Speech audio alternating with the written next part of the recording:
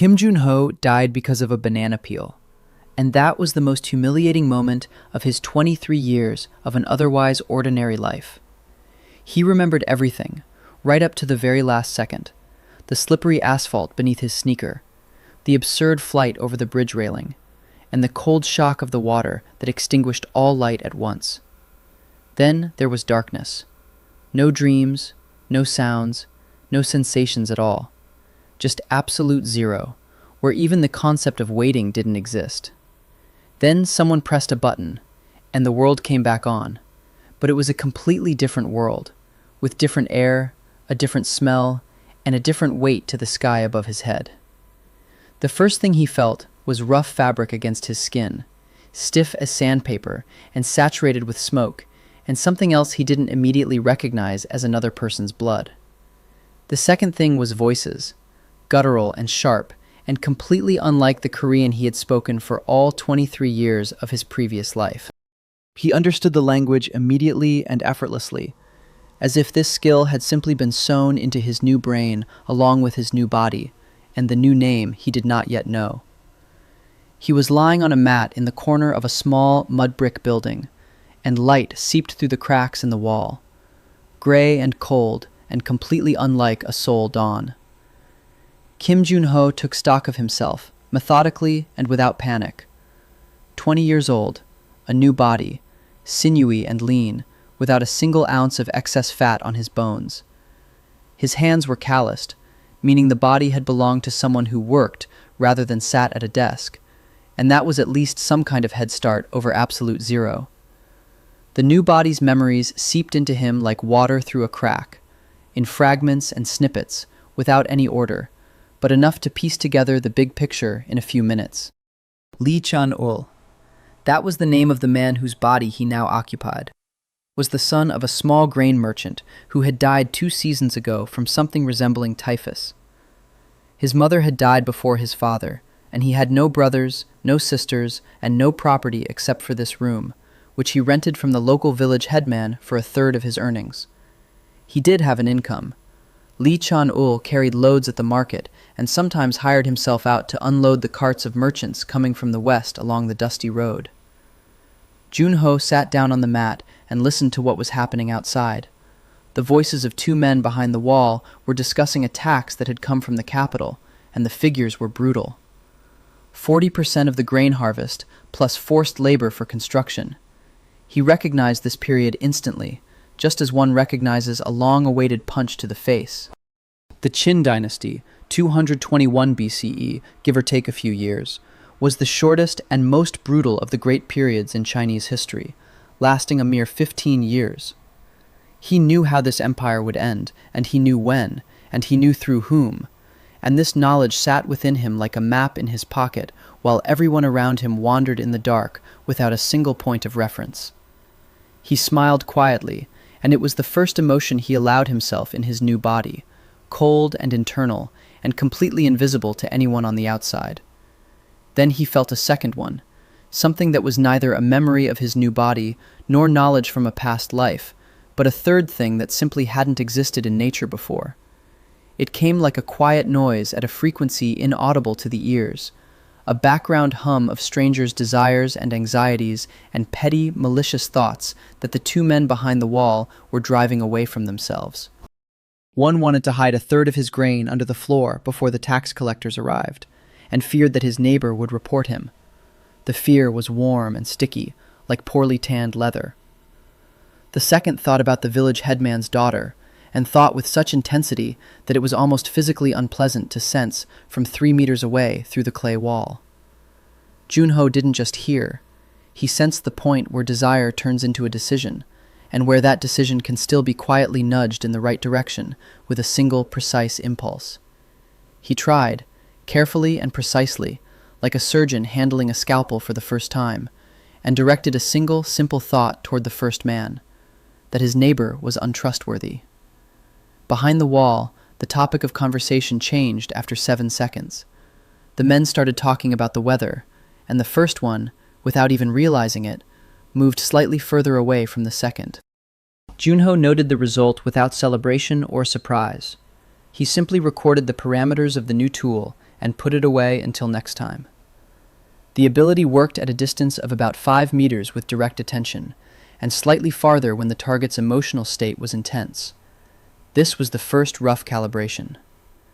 He stood up from the mat, pulled his coarse tunic tight, and stepped out into the gray dawn of the village, which held no significance in history textbooks and was safe precisely because of that. The people around him lived in fear of the Qin inspectors, in fear of their neighbors, and in fear of the coming winter. Fear was the main currency of this world. He knew this, and he knew something else, that fear has a flip side, and that people who know how to relieve others of their fear are listened to more willingly than gods and officials combined. Li Chan-ul was a nobody, a rootless laborer with no connections and no name at 20 years old, in a country where your worth was determined by birth and proximity to power. Kim Junho knew the end of the Qin Empire down to the decade, and he knew the names of the people who would bring that empire down. And he knew that for now, they were all just as rootless and just as inconspicuous. He raised his head and looked east, where the first true light was already smoldering over the hills, and within him there was neither fear nor haste, only cold calculation and complete calm. He had to start small, with the market and the people who came there from the west, and with one right conversation at the right time with the right person. The market in the village of Sonchan opened at first light and closed when the last merchant lost patience, waiting for customers who would never come.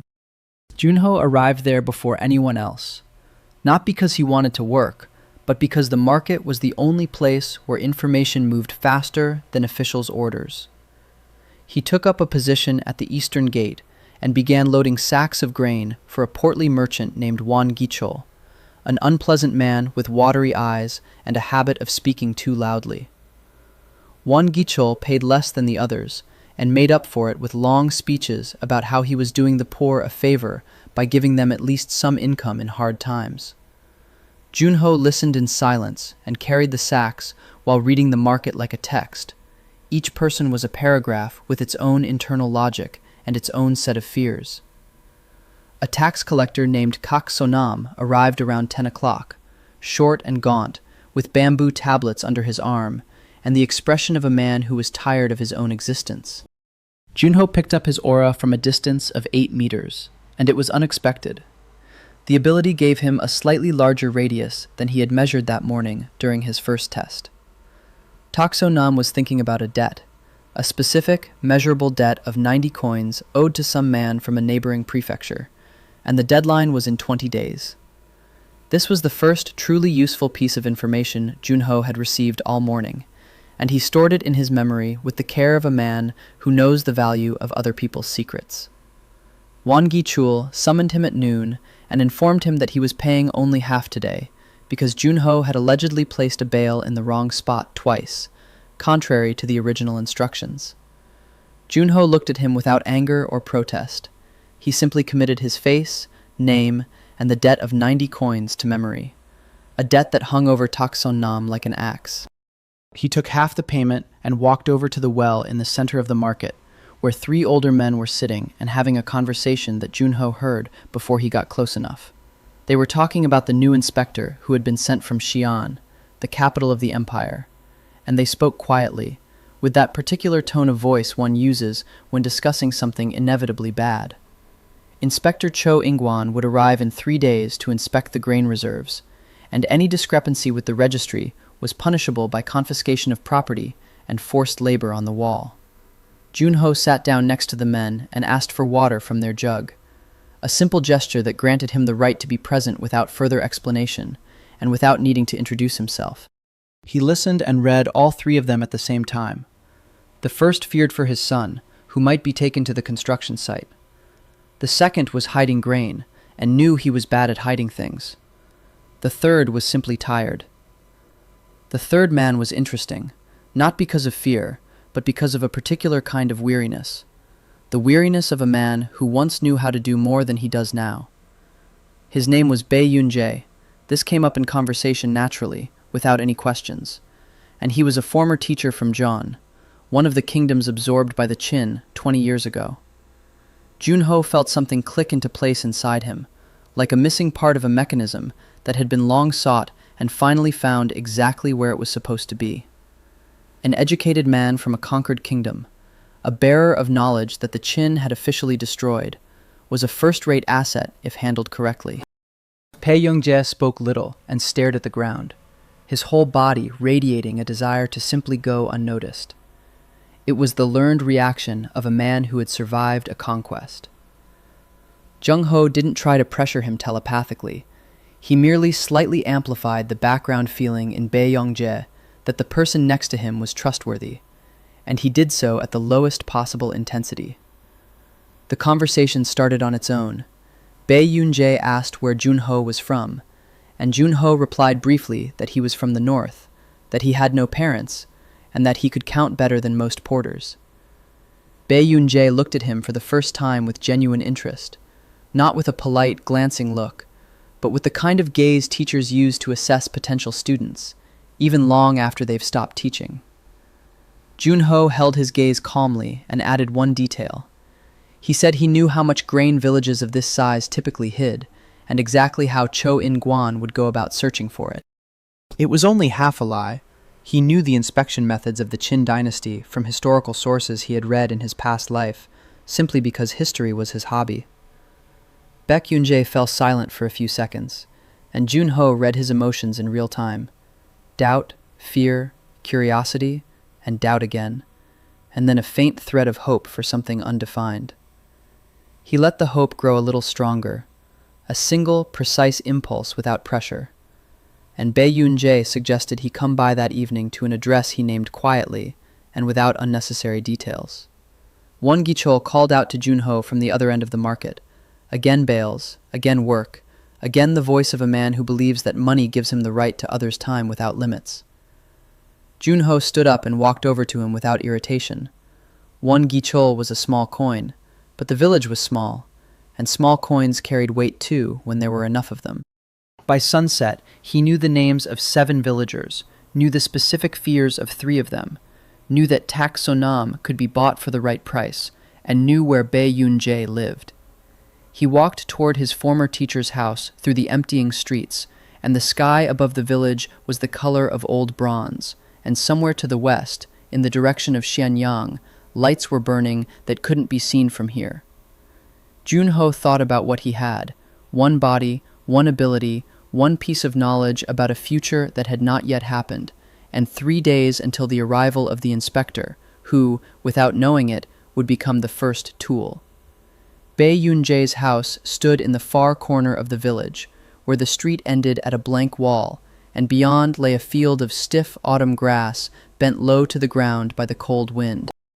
Junho knocked 3 times and waited. Not because that was the custom, but because he wanted to hear how the person inside reacted to the sound before opening the door.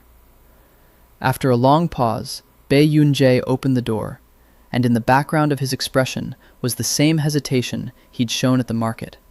But now there was another layer on top of it, something resembling professional curiosity that he didn't admit to himself. Inside, it was clean and almost empty. A mat, a hearth, a clay lamp, and along one wall a stack of bamboo tablets tied with string with such care that it betrayed a man accustomed to cherishing what cannot be bought. Junho sat down without being invited, and it was a deliberate signal. Not arrogance, but the calm confidence of a man who had come to discuss business, not to ask for a favor. Pei Yongjie sat across from him and stared at him for a long time, saying nothing. And Junho didn't fill the silence, because the silence worked in his favor, better than any words at that particular moment. Pei Yongjie was the first to speak, saying that the young market porter had talked that morning about the inspection, with a confidence that people who only know what they've heard from neighbors don't usually have. Junho replied that he knew how to count and knew how to listen, and that these 2 skills combined gave a picture more accurate than any official register that Tak Sonam filled out without looking. Pei Yongjie asked why he needed this, not out loud, but through his entire background, which Junho read like plain text, without a single hidden paragraph. Junho gave him a direct answer. He said that in 3 days, Cho In-guan would enter the village and start with the southern quarter, where the grain was hidden the worst, and end by confiscating it from 3 specific families. Bei Yunjae froze, and his aura shifted abruptly. Fear receded, and in its place rose the sharp, analytical focus of a man who had spent 20 years pretending he had forgotten how to think. Junho sensed this moment and didn't press the issue. He simply let the question hang in the air until the teacher himself arrived at the only logical next step. Bei Yunjae said that if this were true, they needed to warn the village head, and Junho replied that warning the village head was pointless because Tak Sonam had already sold out the village head in exchange for the cancellation of his 90-coin debt. It was a hypothesis based on data, not a fact, but a probability of over 70%, based on the structure of fears that Junho had been reading in the tax collector all day. Baek Yunjae looked at him differently, not as a porter who could count, but as a phenomenon that required classification before it could be dealt with. Junho held his gaze and added one last thing. He said he knew how to ensure that Inspector Cho In-guan would leave the village with an incomplete register and no confiscations, yet still be satisfied with the results of his inspection. The room grew so quiet that one could hear the wind outside, the distant barking of a dog, and the crackling of a lamp that was running low on oil and was announcing it in the language of fire. Baek Yunjae asked what Junho wanted in return, and in that question there was wariness, but also a willingness to bargain, which in itself signaled fundamental agreement. Junho said he wanted 2 hours a day with the bamboo tablets along the wall, and he wanted Bei Yunjae to answer questions honestly, and he wanted no one in the village to know about this conversation. Bei Yunjae stared at the stack of his tablets for a long time. They contained texts that Qin had officially banned, and possession of which carried a punishment that need not be described in detail. At that moment, Junho read his background and saw something he hadn't expected. Beneath the fear, beneath the exhaustion, and beneath 20 years of survival, there still lived someone who remembered that knowledge has value in and of itself. He reinforced that layer, carefully and precisely, like a man adding a single coal to a fire so it wouldn't go out, and added nothing beyond what already existed within.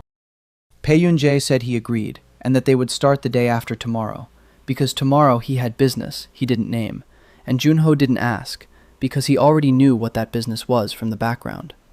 The teacher was going to hide the tablets in a safer place before the inspector arrived, which meant he had already made the decision before he voiced his agreement. Junho stood up, nodded, and walked toward the door, pausing for a second at the threshold, not for effect, but because he needed to say one last thing, and say it right. He said that Tak Son Nam would come to the village head tomorrow morning, that the conversation would be brief, and that after that conversation, the tax collector would have a new problem that was more important than the old one. Bei Yunjae asked how he knew that, and Junho replied that he simply knew how to count, then stepped out into the cold evening, without looking back, and closed the door behind him, without a sound. Out on the street, he stopped and listened to his own state of mind. His calm was complete and functional, without a single crack, and it was the right state of mind for what lay ahead tomorrow. The first ally had been secured, not bought or intimidated, but integrated into the logic of mutual benefit, which is stronger than any fear, because each side understands why it needs this. Bei Yunjae was the bearer of knowledge that Qin wanted to destroy, the history of philosophy, management methods, and texts that had shaped states long before Qin Shi Huang declared himself the first emperor. Junho walked home through the dark streets of the village, which in 3 days would receive an inspector, and in those same 3 days would receive the first proof that the young porter knew more than he was saying. Reputation was the primary currency of this world, not gold or grain, but an accurate prediction that had come true, and the name of the person who had made it.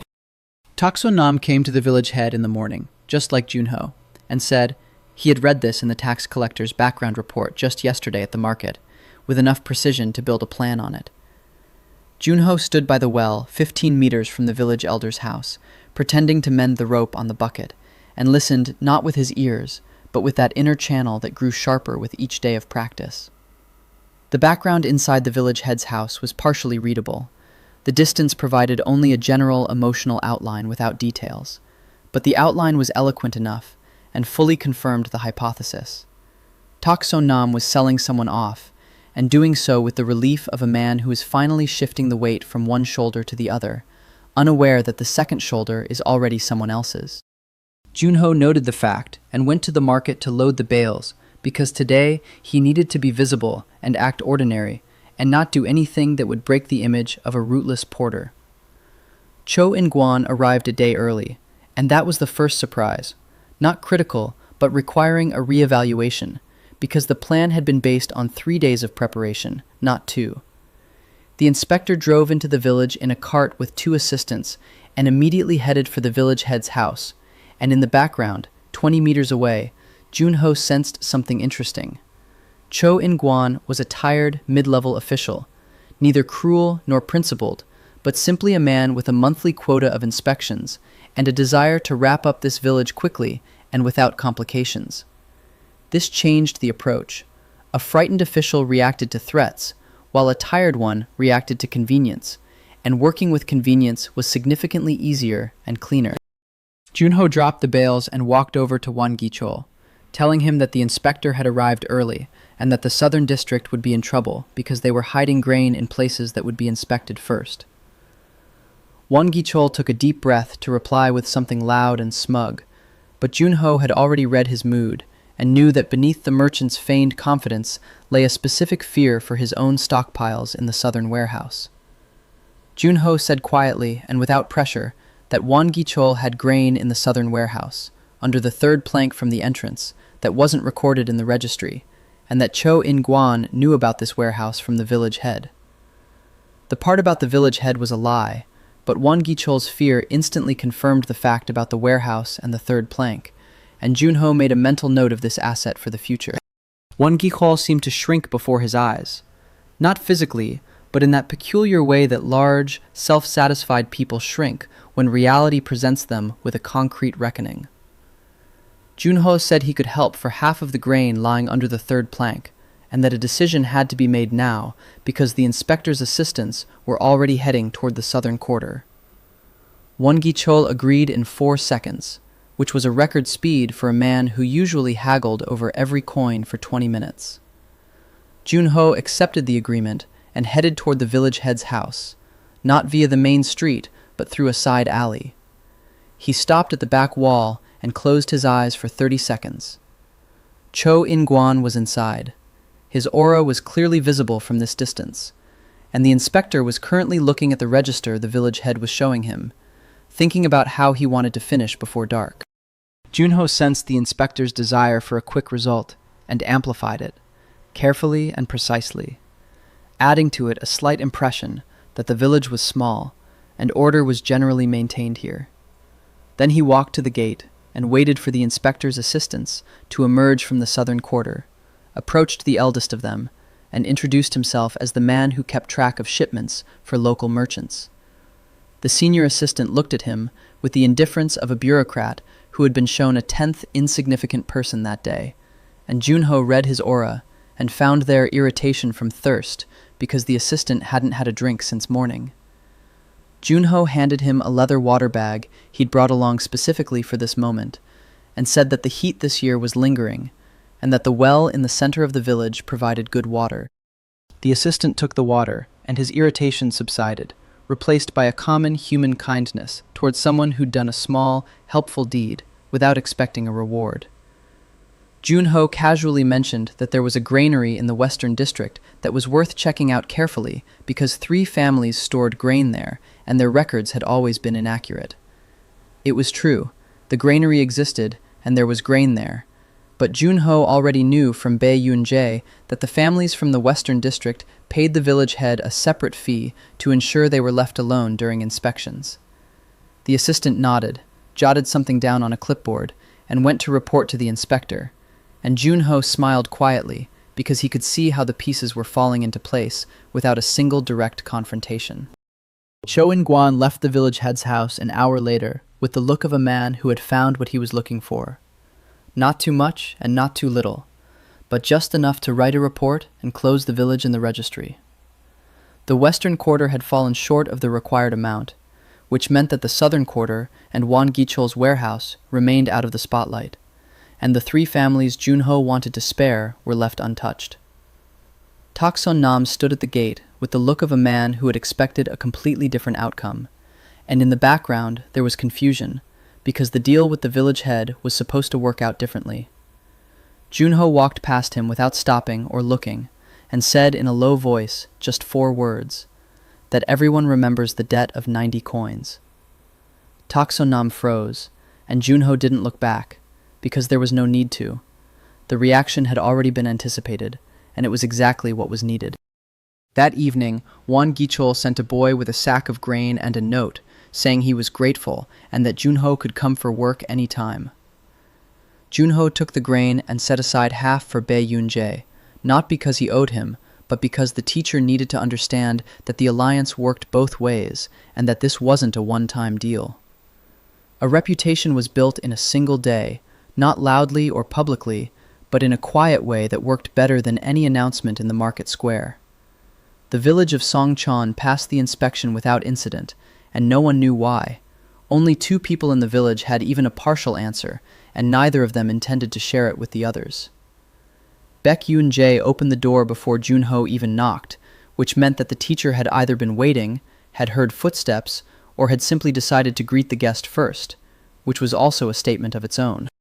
The signs lay on the mat, arranged in an order that had an internal logic, not chronological or alphabetical, but that particular logic of a man who had thought about the same thing for many years and built his own system of priorities. Junho sat down and looked at the stacks, and his internal catalog began working immediately. He recognized the texts, not all of them, but many, and the recognition was a special kind of recognition, that of a student who had read translations and was now seeing the originals. Bae Yoon-jae said that the inspection had gone as the young porter had promised, and that the Western District had lost its grain, but the Western District itself deserved to be inspected for reasons that existed long before Cho In-guan. Junho nodded and didn't explain the mechanics, because an explanation would require either a lie or the truth, and neither was useful right now for establishing the right distance. Bae Yoon-jae pointed to the first stack and said that these were the texts that Qin had officially burned 3 years ago, and that he had saved them because he couldn't help but save them. And that was the only explanation he allowed himself. Junho picked up the top tablet and read the first few lines, and it was Confucius, not the whole text and not exact, but recognizable enough to understand that before him was one of the fragments of the Analects preserved in a private copy. Bae Yoon-jae watched him with the professional attention with which teachers observe a student's reaction to their first real text, seeking not understanding, but something more subtle than understanding. Junho read slowly, not because he didn't understand, but because he wanted to give the teacher time to see that before him was a person who treated the text as a living entity, rather than as a set of symbols to be memorized. Bae Yoon-jae asked where Junho had studied, and Junho replied that he had studied nowhere, and that everything he knew came from conversations with people who knew more than he did, and from his own observations of how the world works. It was a truth constructed so as not to be a lie. In his past life, he had indeed studied from texts and from people, though the university in Seoul, with its lectures on East Asian history, could hardly be called conversations by the hearth. Baek Yoon-jae paused, and then said that among the texts there were 3 groups, the first on governing the state, the second on human nature, and the third on war, and that one should start with the third. Junho looked up, and his inner reaction was sharp. A teacher who starts with war rather than ethics is a teacher who has experienced defeat and drawn concrete conclusions from it. Bae Yoon-jae took a tablet from the third stack and placed it in front of Junho. And it was Sun Tzu, not the entire text, but a fragment with comments written in a different hand, smaller and more nervous. Junho read the commentary and realized that Bae Yoon-jae himself had written it.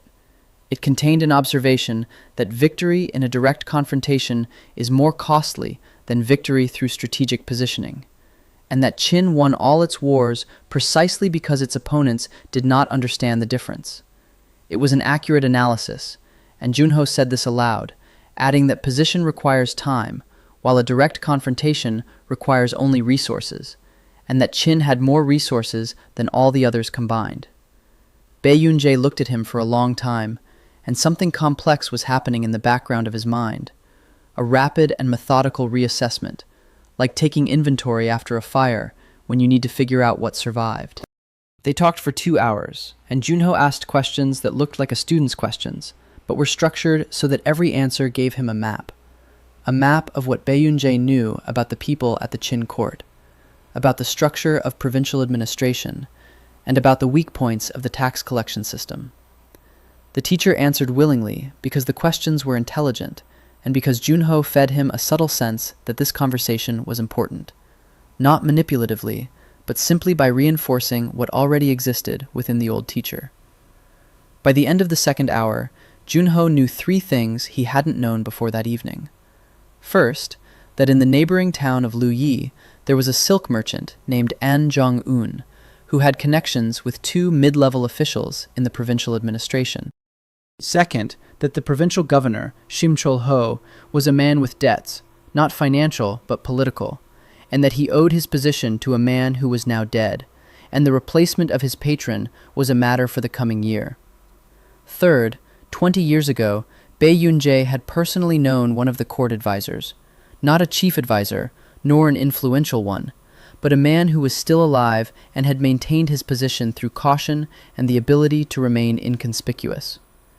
Junho organized these 3 facts into a framework, and the framework gave him direction, not the village or the market, but the city of Luyi and the silk merchant An Zhong, who was the entry point to the next level.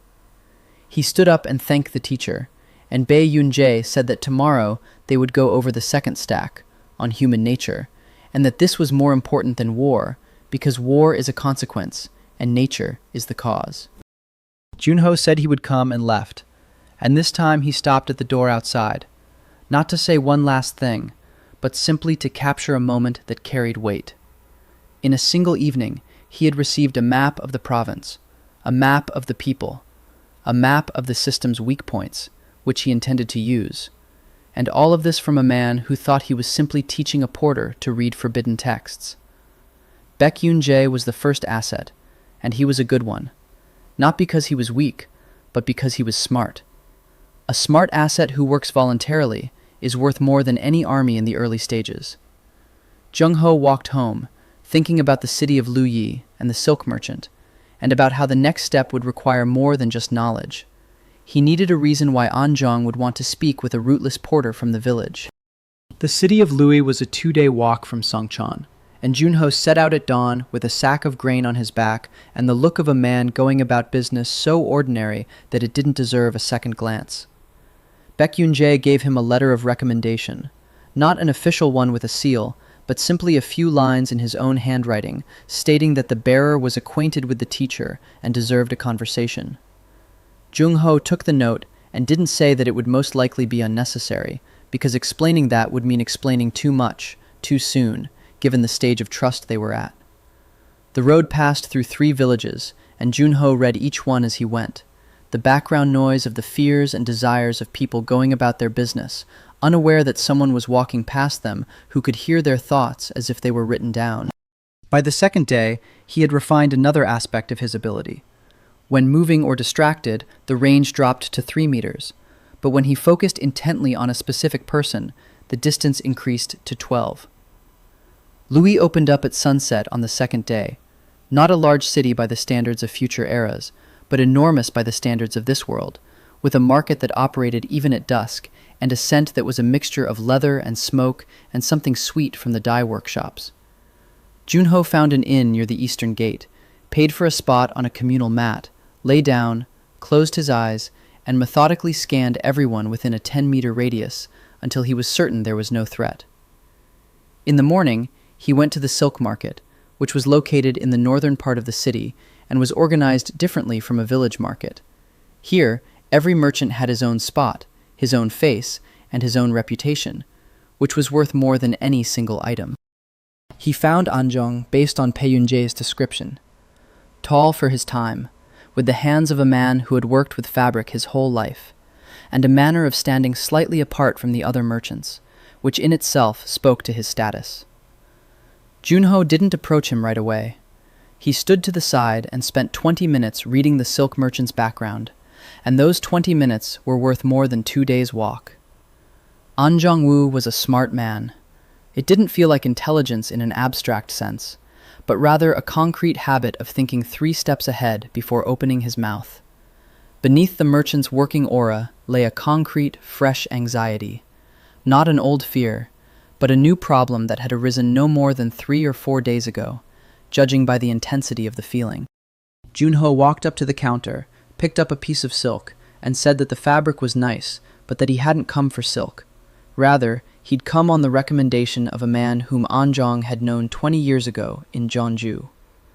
The merchant looked at him expressionlessly, the professional face of a man who had learned not to show any reaction to unexpected remarks, because unexpected remarks in the silk market almost always preceded bad news. Junho placed Pei Young-jae's note on the counter, and Anjong picked it up and read it. His demeanor shifted. The unease hadn't gone anywhere, but a cautious interest appeared on top of it, which the merchant immediately hid behind a neutral expression. Anjong said he was glad to hear that the old master was alive, and that he currently had many customers, and that if the young man wanted to speak, he should come to the north gate after the market closed. Junho said he would come, took a silk thread from the counter, and paid a fair price for it without haggling. And this was a signal that Anjong could not help but notice. A man who does not haggle at the silk market is either rich, wants to be liked, or has reasons to be generous. After sunset, Anjong arrived at the north gate alone and unescorted, which suggested that he either trusted Pei Yun-jae's recommendation or wanted to assess the threat before calling in witnesses. Junho read him from the very first second, and the merchant's new problem became clearer. One of the officials with whom Anjong had a business relationship had demanded a sum that was not a bribe, but blackmail, and the deadline was in 10 days. It was a stroke of luck that Junho hadn't planned for, but he didn't need to plan for it. It was enough to be able to read what was there and apply what he knew to what he found. An Jong-ho began the conversation by asking about Pei Yun-jae's health and how the old teacher was faring in the village. And Junho answered briefly, precisely, and without embellishment, because the merchant wasn't asking out of politeness, but was verifying the information. Then An Jung-woo asked what the young man who had come from the village with a note from his former teacher wanted, and Junho said he wanted to understand how the city of Luyi was organized, and who made the real decisions there. The merchant smirked, and his smirk was professional, the kind of smirk one gives to a naive question that is either genuinely naive or hides something entirely different behind it. Junho gave him 3 seconds to smirk, and then said that an official named Kang Byung-soo had received money from Anjong twice over the past 2 years, and was now asking for a 3rd time, but not as a bribe, but for his silence. In the darkness by the north gate, it grew very quiet, and An Jung-woo ceased to be a silk merchant with a professional facade, and became simply a man who had just been shown that his inner sanctum was not as closed off as he had thought.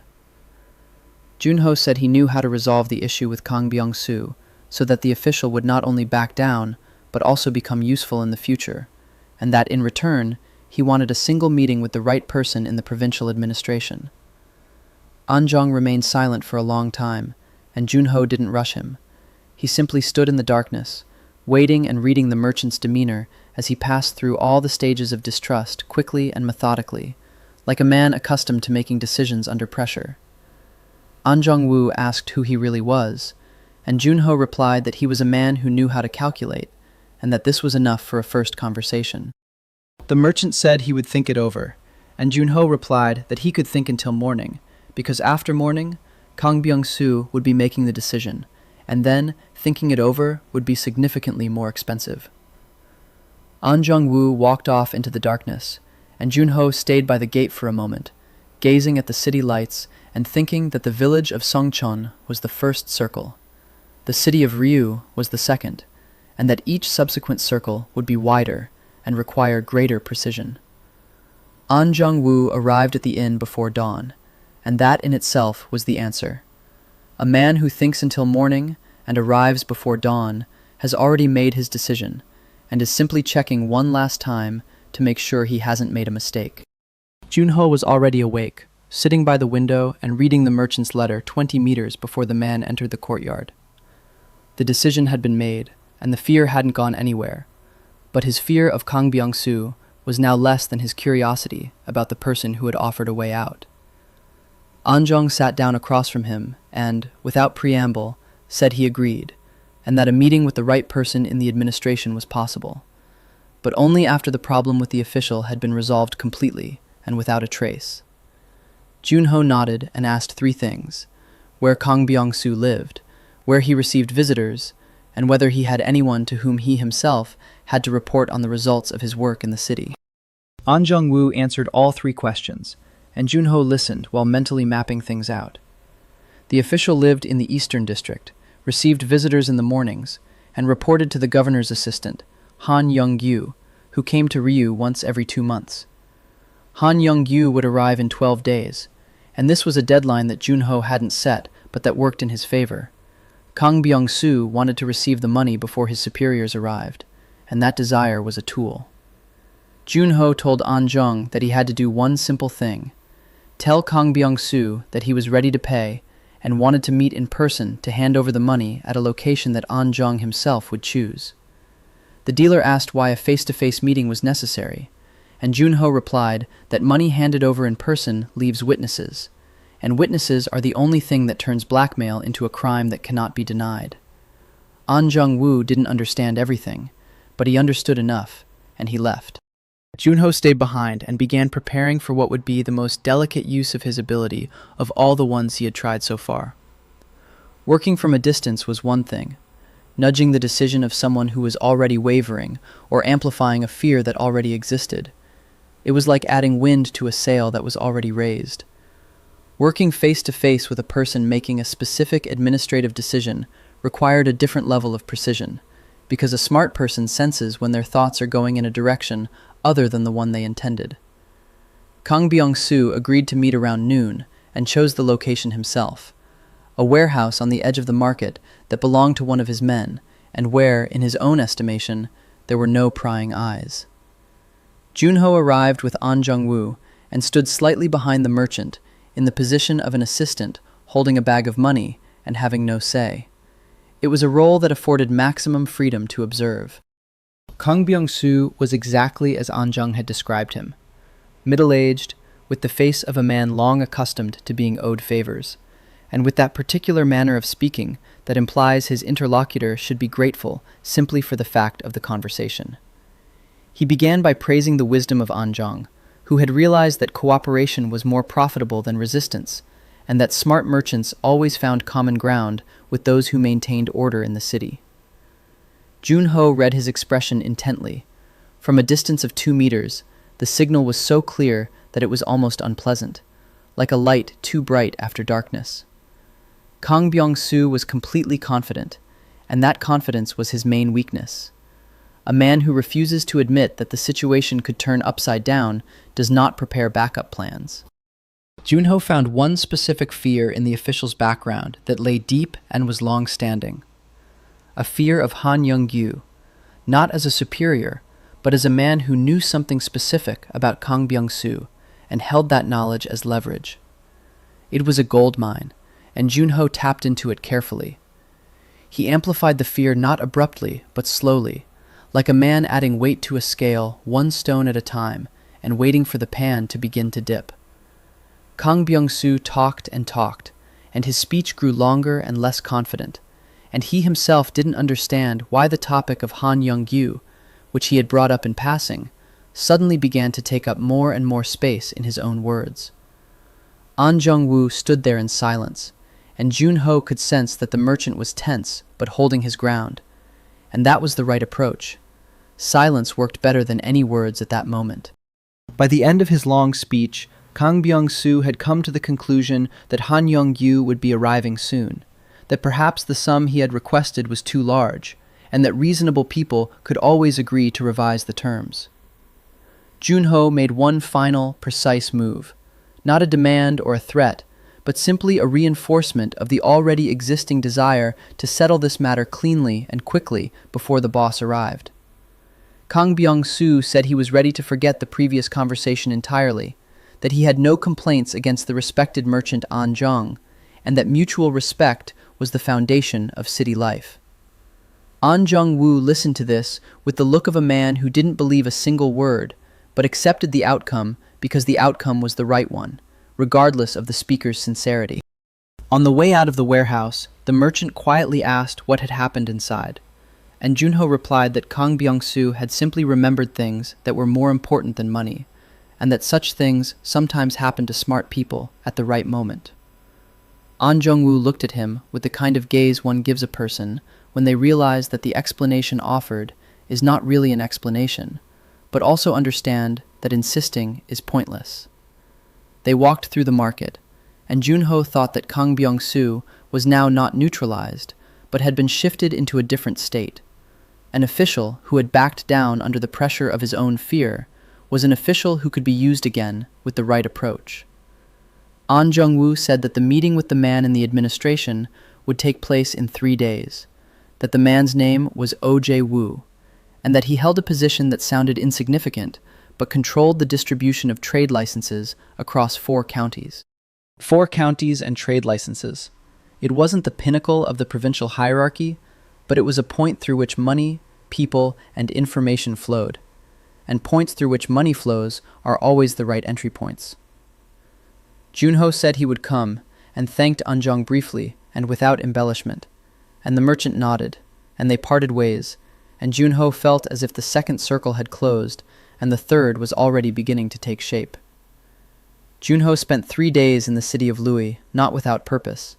He walked through the market, listened and read the background noise, and mapped out the people, which by the 3rd day had become detailed enough to know who owed whom, who feared whom, and where the invisible boundaries between interests lay. Jae-woo received him in a small building in the administrative district that smelled of paper and old wood, and that particular mustiness found in places where power has existed for a long time and is in no hurry to go anywhere.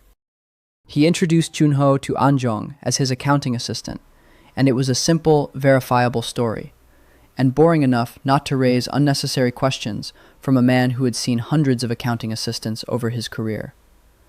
Oh-jae-woo was a different kind of official, not greedy like Kang Byung-soo, nor weary like Cho In-gwan, but a meticulous man with quiet movements and a habit of looking slightly past his conversation partner, which could mean either shyness or constant internal calculation. Junho read his aura from the very first second and realized it was the latter. Jae-woo was constantly thinking, and he was thinking about specific things, and right now, he was thinking that the visit of the silk merchant with an unfamiliar assistant had a reason that had not yet been stated. An Jung-woo began by thanking him for his time, and talking about the silk trade in neighboring counties, and Oh-jae-woo listened and nodded, his aura conveying polite anticipation of the moment when they would finally say why they had come. Junho stood to the side and read the official more deeply than he had ever read anyone before. Not superficial fears and desires, but the structure beneath them, and that structure was intriguing. Jae-woo wanted one thing: stability. And by stability, he meant something very specific. A position that didn't attract attention from above, didn't create enemies below, and brought in enough so that his family wouldn't have to worry about the coming winter.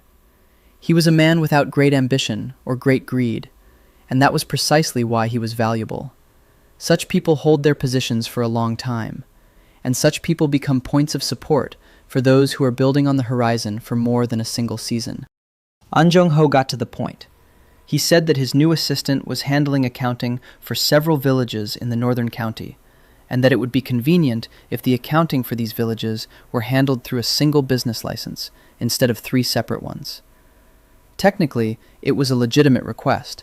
The consolidation of licenses existed as an administrative procedure.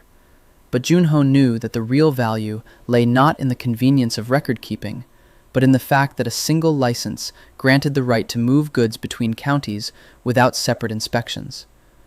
Jae-woo said that the consolidation procedure required documents from the village heads of all 3 villages and the county magistrate's seal, and that it would take at least a month under standard procedures. Junho took a step forward and asked permission to add something, and Ojewu looked at him for the first time with genuine interest, a sharp gleam flashing in his eyes, before the official concealed it behind a neutral gaze. Junho said he understood the standard procedure and respected it, and that he wanted to ask about one specific aspect, namely, how the distribution of licenses was organized in the Eastern District, where 3 merchants were currently operating under a scheme that technically violated paragraph 9 of the Qin Trade Register. The room fell silent, and Anzhong tensed slightly because he hadn't expected this turn of events, while Ojewu stopped looking past him and looked straight at him, his expression no longer one of politeness, but of genuine attention.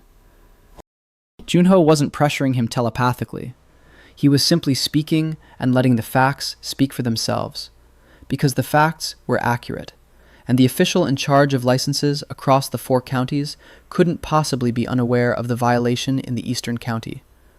Jae-woo asked where the accounting assistant had acquired such detailed knowledge of the trade registry, and Junho replied that he had read the registry carefully, because ignorance of the provisions cost more than the time spent reading.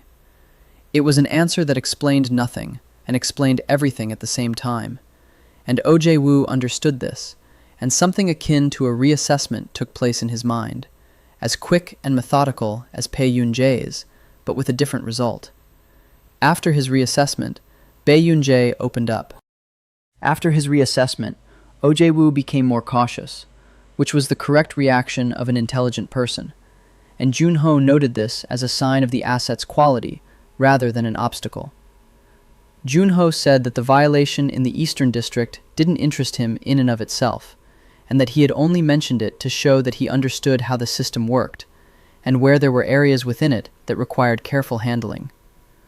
Ojewu was silent for about 10 seconds, and then said that a consolidated license could be issued in 2 weeks if the documents were submitted correctly, and that he would personally ensure the procedure went smoothly, without delays. An Jong-woo exhaled quietly, and Junho thanked the official and added one last thing. He said that if Jae-woo had any questions in the future regarding accounting in the northern villages, he was always ready to help with the calculations. It was an offer of service, phrased as a courtesy, and Ojewu took it exactly that way. He nodded and said he might take him up on it, and in that moment, Junho felt that the bridge between them had fallen into place without a creak. On the street, Anjong walked in silence for 3 minutes, and then said that his accounting assistant knew too much for someone who, 2 weeks ago, had been a porter in a village, and that he wanted to understand exactly who he was dealing with. Junho replied that he was dealing with a man who needed a retail network across 4 counties and who had something to offer in return, and that the details of his background mattered less in this equation than the results that were already there. An Jong-woo paused and looked at him. Distrust and pragmatism were battling in the background, and pragmatism was winning with every passing second because the results were indeed there, and they were clear. The merchant said he was ready to continue working, and that he wanted to stay at least 1 step ahead of what was happening. And Junho replied that he would always speak 1 step ahead, and that beyond that 1 step, information was too valuable to give away for free. An Jung-ho smiled, and it was the first genuine smile without a professional facade. Simply the reaction of a man who recognized a kindred spirit in his interlocutor. Junho obtained a trading license for 4 counties, a contact in the provincial administration, and his first ally in the city, one who worked not out of fear or telepathic pressure, but out of an understanding of mutual benefit. That evening, he sat at the inn and thought about what he now had: the village of Songcheon as a base, teacher Pei Yun-jae as a source of knowledge, merchant An Jong-woo as a city hub, and official Ojewu as a tool within the administration. These 4 points formed a structure, and though the structure was small, it was alive and growth was the only direction that made sense in a world where standing still meant slowly fading away. Sim Chol-ho governed Haedong province from the city of Changyong, which stood 3 days' journey from Ryu at the intersection of 2 trade routes and a single military road leading north to the wall under construction. Junho didn't go there right away. He returned to Songcheon for 10 days and studied with Pei Yun-jae, thinking and planning, because one couldn't go to the governor empty-handed, nor could one enter through the main gate. Over those 10 days, Bei Yunjie opened up more deeply than in all their previous meetings combined. The old teacher began to speak not only about texts, but also about people he knew personally, and about how power works from the inside for those who observed it up close. From these conversations, Junho gleaned the key point about Sim Chul-ho. The governor had obtained his position through a man named Wei Chang-sok, who had been an advisor at court and who had died 8 months earlier of a lung disease. Wei Chang-sok's death meant that Sim Chul-ho was left hanging in the balance without a patron, and a quiet redistribution of provincial posts was already beginning at court, a process that always followed the death of an influential figure. The governor knew this, and it was precisely this fear that Junho intended to exploit, not crudely or directly, but as a lever that already existed and needed only a fulcrum. Jae-woo became that fulcrum. 2 weeks after the meeting, the official sent An Zhang a brief message stating that the license was ready and that the accounting assistant could pick it up at his convenience. Junho picked up the license in person and, while doing so, told Jae-woo that he planned to expand his business operations toward Changyon and that it would be helpful to have a letter of recommendation to someone in the governor's inner circle. Jae-woo thought it over and wrote a letter to his former colleague, Choi Nam-gun, who served in the governor's office as secretary for land affairs and with whom the official had attended the same school 20 years ago. In this world, school ties carried as much weight as blood ties in certain situations, and Junho took the letter, thanked him, and said that Jae-woo could count on a report on the results of the trip. He entered Changyong through the north gate on a gray, rainy day when the streets were half empty and the smell of wet clay and horse manure hung over the city like a separate weather system within the weather. Choi Nam-gun received him the next day in a small room attached to the office where stacks of tablets lined 3 walls, and where the secretary himself looked like a man buried under those tablets, who had long since given up hope of escaping. Junho read his aura within the first 30 seconds, and found there a weariness similar to Bei Yunjie's, but of a different origin. Not the weariness of a defeated man, but the weariness of a man doing the right work in a system that does not value the right work. Choi Nam-gun checked Jae-woo's letter and asked what the trade assistant from the northern counties needed, and Junho replied that he wanted to understand how the land registry system in the province worked, because trade routes depended on land disputes more than people generally realized. This was true, and a clever truth at that, and Choi Nam-gun recognized it as such. He nodded and began to speak, and spoke at length, because a man buried under paperwork is always glad to have a conversation partner who knows how to listen to the right things. Within an hour, Junho learned that land disputes in the province's 3 counties had been frozen on the direct orders of Sim Chul-ho 8 months ago, precisely when Wei Chang-sok had died. The governor had frozen the disputes because a decision on them required approval from the capital, and he didn't want to send requests until he knew whom to send them to following the death of his patron. This meant that people with uncertain land rights were sitting in the 3 counties, and that this uncertainty had been creating tension for 8 months, which the governor had kept under wraps solely through the authority of his office. Junho pieced the picture together completely, and it was clearer and more practical than he had expected. Sim Chul-ho needed 2 things at once: a patron at court and a way to settle the land disputes without losing face. He gave Choi Nam-gun another 30 minutes of conversation, and by the end of that time, the secretary was looking at him with an expression that Junho had already learned to recognize. The expression of a man who senses that the person before him is not quite who he claims to be. Junho did not dispel this feeling telepathically. He allowed it to exist and said outright that he would like to meet with the governor in person, and that he had information regarding the land disputes that might be useful to Sim Chul-ho before the situation spiraled out of control in the spring. Choi Nam-gun asked why a trade assistant from the northern counties would have information concerning the provincial governor, and Junho replied that trade routes passed through the disputed lands, and that people on those routes saw things that didn't make it into the official records. This was true on the surface, and something much bigger beneath the surface, and Choi Nam-gun was smart enough to sense the difference, and cautious enough not to ask about that difference directly. The secretary said he would try to arrange a meeting, that it would take time, and that he could make no promises because the governor was currently only receiving people with direct business with the provincial administration. Junho nodded and stood up, and at the door he said one thing, that the land dispute in Puchan County had reached a point where, without a resolution, open clashes between the two families would begin next spring, and that one of these families had connections to the military command in the north. Choi Nam-gun froze with the sign in his hands, and Junho saw the information sink in like a stone in water, creating ripples, each one a new level of understanding of what would happen if the governor did not resolve this dispute by spring. Junho went out, found an inn, ordered a meal, and sat eating, thinking that a meeting with Shim Chol-ho was now a matter of time rather than possibility, because Choi Nam-gun would convey the right words to the governor in the right order. He waited in Changyan, and on the third day an invitation arrived, not through Choi Nam-gun, but directly via the governor's messenger, which in itself indicated that the information about Pukchan had reached the necessary level and made the desired impression.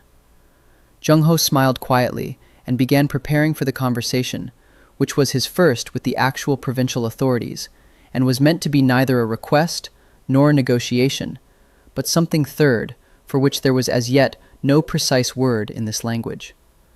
Sim Chol-ho's residence stood in the center of Changyan, behind a double wall and 2 rows of guards, and reeked of money spent on a display of power rather than on power itself, which in itself spoke to the character of the man inside. Junho entered through the side gate indicated by the messenger, not through the main entrance where petitioners and officials went, but through the entrance for people who were invited without official status and without being listed in the registry. This was a good sign. The governor wanted a conversation that didn't exist on paper, and that meant he had already decided to listen seriously, rather than go through the formalities of receiving an insignificant visitor. Choi Nam-gun met him in the inner courtyard and led him through 3 rooms, each slightly smaller than the one before, which was an architectural way of reminding the guest that he was moving toward the center of a foreign power. Sim Chol-ho sat in the last room at a low table with tea, and was exactly as Choi Nam-gun had described him. A large man in his 50s, with the face of someone accustomed to making decisions, and no longer prone to doubting them once made. Junho bowed exactly as much as protocol required, and did not add a single extra degree, because an extra degree would be a signal of submission, and submission was the wrong stance for this conversation. The governor studied him for a few seconds, and in his expression, Junho immediately found what he had expected: sharp anxiety beneath a thick layer of habitual confidence, like a crack in a wall patched with clay that holds only until it rains. Sim Chol-ho said that his secretary had relayed some interesting remarks about Pukchan, and that he wanted to hear those remarks firsthand, and that he appreciated people who didn't waste his time with preambles. Junho sat down without being invited, and this was a deliberate signal for the second time during the meeting. Not insolence, but simply the behavior of a man who had come to discuss business rather than to show deference. The governor noticed this, and his expression flashed briefly with irritation, which immediately gave way to curiosity. In 50 years, he had learned to distinguish arrogance from confidence, though he could not always explain exactly how he did so. Junho said that in Pukchan County, the Li family controlled the eastern pastures based on documents that had been valid during the Chu dynasty, but had not been reissued after the territory was incorporated into the Qin Empire. The Quan family claims the same pastures based on a verbal agreement with the last Chu governor, which exists only in the memories of witnesses, 3 of whom have died in the last 2 years. The governor listened, and his expression conveyed recognition. He knew this dispute, and knew it was complicated, which was precisely why he had put it on hold, along with the others 8 months ago. Junho said that the Quan family's youngest son serves in the garrison at the northern construction site, under the command of an officer who personally owes his life to the elder Quan for saving him during one of the southern campaigns 15 years ago. If the dispute isn't resolved by spring, when the garrison units receive short-term leave, The younger Quan will return home with men who know how to fight, and who will view the pastures not as the subject of a legal dispute. The room fell silent, and Chen Namgun by the door stopped breathing evenly, while Sim Chol Ho set his cup on the table and looked at Junho with the kind of gaze one uses when deciding to move a person from one category to another. The governor asked how a trade assistant from the northern counties knew the details of family histories in Pukchon with a precision that was inaccessible even to his own people on the ground. Junho replied that trade routes were the nervous system of the province, and that a man who listened carefully at inns and markets knew things that never made it into official reports, because the people writing the reports listened only to what they wanted to hear.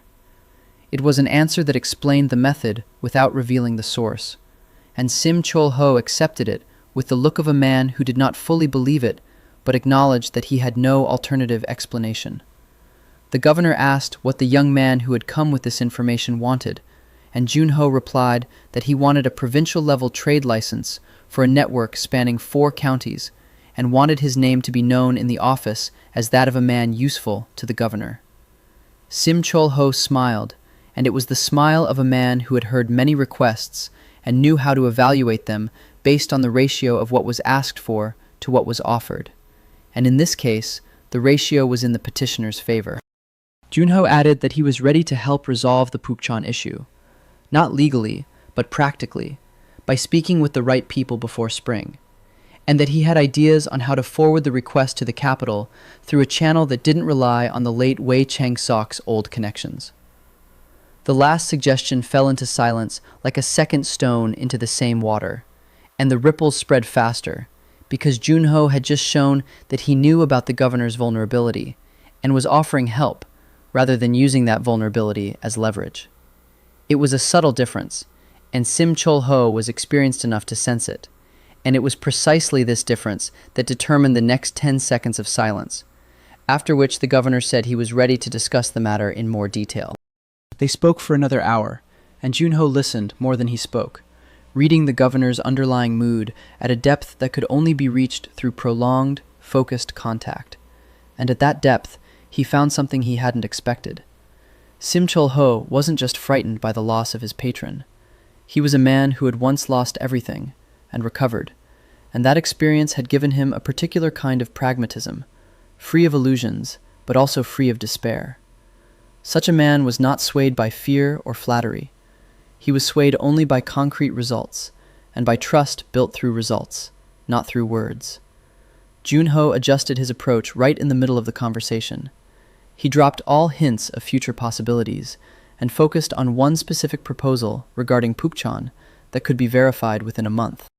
The governor agreed to a trial run and issued a provincial-level trade permit through Cheonam-gun that very same day, a speed impossible under standard procedures, but entirely possible when the decision-maker was sitting in the same room. Junho left the residence through the side gate into the evening streets of Changnyeong, holding in his hands a document that opened up the province and carrying in his mind a map of the man who governed it. He walked down the street, thinking that Sim Chol Ho was the first person in all his time who couldn't simply be nudged in the right direction. This man demanded real results, and real results had to be delivered. Pukchon was first on the list, and the list was long.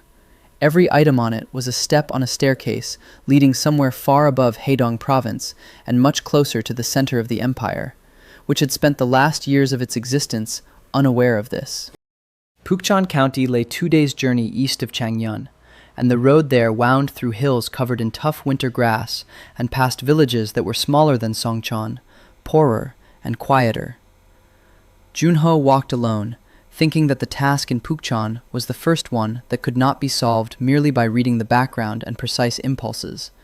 Here, he needed to change the actual state of affairs between 2 families who had been looking at the same pasture from opposite sides for 20 years. The Lee family had the papers. The Quan family had witnesses who were dying.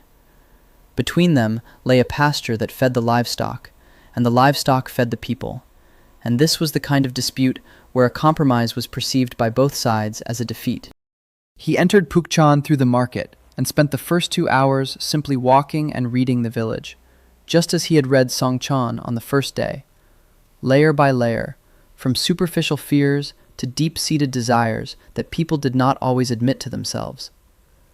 The Li family lived in the northern part of the county, in a solid house that spoke of wealth accumulated over more than one generation, and the head of the family, Li Chun-mun, was a man of 60, with the hands of a landowner and the eyes of a man accustomed to having the law on his side. The Quan family lived further south, in a house that was smaller, but maintained with the particular care typical of people for whom dignity matters more than comfort, and the head of the family, Quan Hak-chol, was 10 years younger and 20 times more vicious. Junho went first to Li Chun-mun and introduced himself as an official from the provincial office, conducting a preliminary investigation into the land issue prior to an official decision. This was a half-truth. The provincial authorization in his pocket gave him the right to introduce himself exactly that way, and Li Chun-mun examined the document carefully. After checking it, his demeanor became slightly less wary. Junho studied the elder Li intently and found one specific crack in the landowner's confidence. The papers for the pasture were genuine, but the boundary was described using landmarks, 3 of which had disappeared over the past 20 years, and a new boundary survey could yield a result unfavorable to the Li family.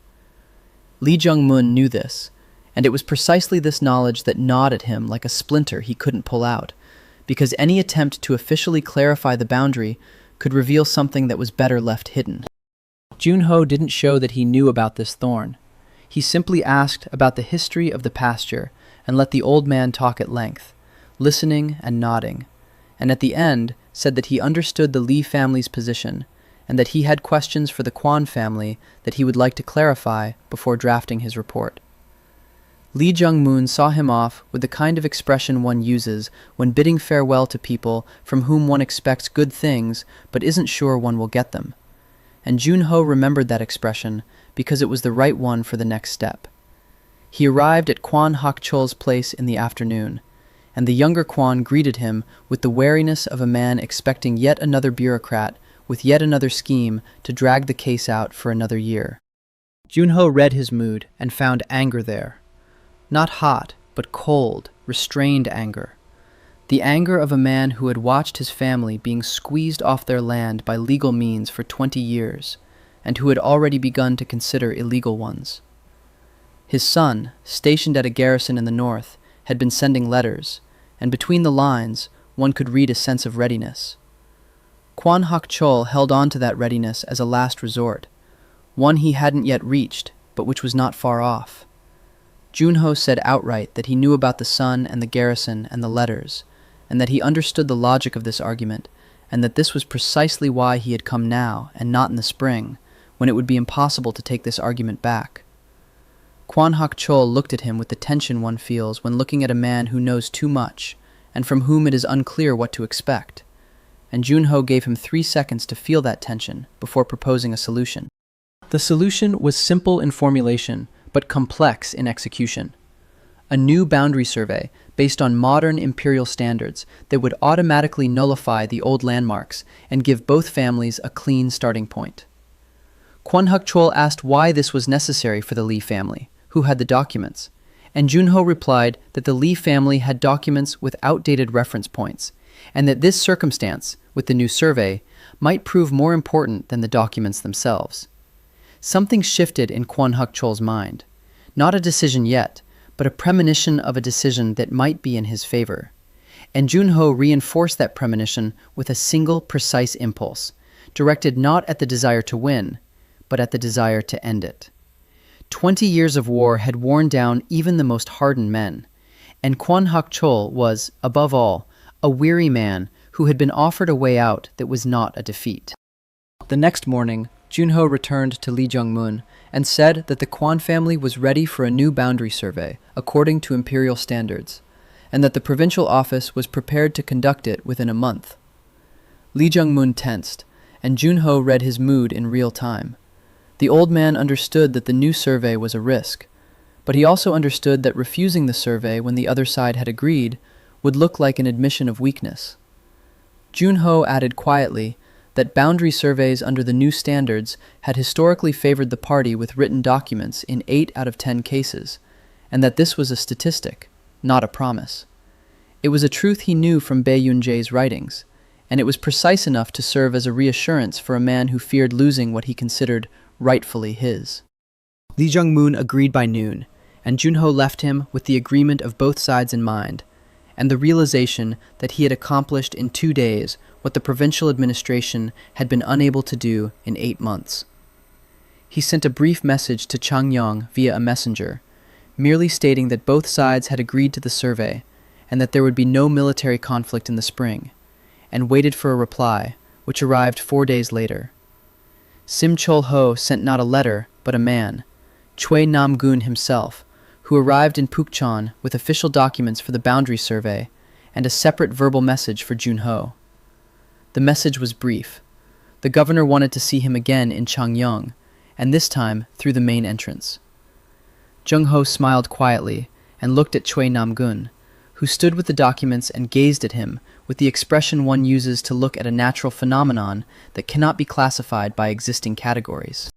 The main entrance signified official status, and official status meant that Sim Chol-ho was ready to take the next step. And that next step was the first step that would bring Junho out of the shadows and into the light. The main entrance to Sim Chol-ho's residence was designed so that a guest would feel the difference between himself and his host at each of the 7 steps from the gate to the inner hall. Junho walked all 7 steps without a single change in pace and without a single glance intended to make an impression. And it was precisely this lack of reaction to the architecture of power that was a statement in itself. Sim Chol-ho was waiting for him in the great hall with 2 officials on either side, present as witnesses and as a signal that this conversation now existed officially and not merely in the memories of 2 people. The governor looked different than he had at their first meeting. Not more relaxed, but rather like a man who had made a decision and was now acting on that decision, rather than on the anxiety that had preceded it. Junho read his mood from the doorway and found there what he had expected.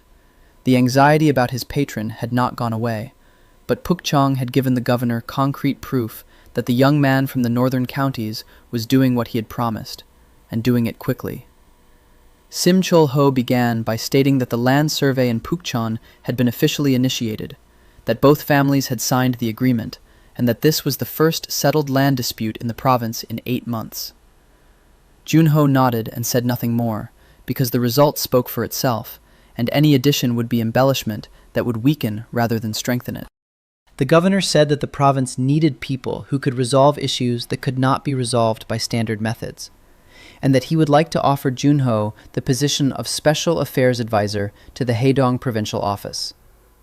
It was a position that did not officially exist in the Qing Registry. It was created by the governor's decree and relied on the personal authority of the one who created it, which meant both power and vulnerability at the same time.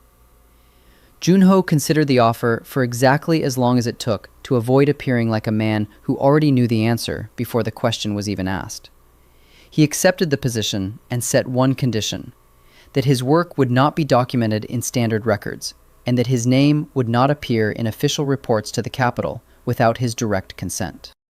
Sim Chol-ho looked at him with the expression one gives to a man who takes power while simultaneously asking for invisibility, and who sees something illogical in that combination. Junho explained that a man known as the governor's advisor becomes a target for those who want to influence the governor, and that he is more useful as an invisible tool than as a figure who can be attacked. This was true, and behind it lay another truth that Junho did not voice, that visibility at this level was premature, and that the time for visibility would come later, in a different place, and under different circumstances. The governor agreed, and the 2 officials on either side received a quiet instruction, while Cho Nam-gun at the door wrote something on a tablet not intended for the general register.